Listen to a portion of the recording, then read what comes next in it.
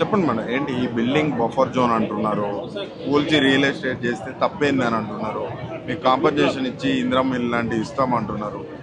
ఏం చెప్తారు దానిపైన? అసలు కూల్చకూడదు అనేదేనండి మా వాదన. ఫిబ్రవరి 9న నోటిఫికేషన్లో స్పష్టంగా ఈ అపార్ట్మెంట్ పేర్లు A block B block mention చేశారు. ఆ రోజు నుంచి కూడా మా వాదన ఒకటే, మేము ఇక్కడ నుంచి మీరు మూసి ప్రక్షాళనకి మేము వ్యతిరేకం కాదు, మీరు మూసి ప్రక్షాళన చేయండి, ఎందుకంటే మేమే ఎక్కువ బాధితులం, దగ్గర ఉంటుంది కాబట్టి, మాకు అందరికంటే దగ్గర ఉంటుంది మూసి. మేము ఎక్కువ ఎఫెక్ట్ అవుతుంటాం, చాలా స్మెల్ వస్తూ ఉంటుంది, అక్కడ ఉండే ఫార్మాస్యూటికల్ వాటర్ అంతా కూడా దీంట్లో కలుపుతుంటారు, వ్యర్థాలన్నీ కూడా కలుపుతుంటారు దీంట్లో, తోళ్ళ పరిశ్రమ అన్నీ కూడా అక్కడ ఈ మటన్ షాపులు అన్నీ కూడా కలుపుతుంటారు.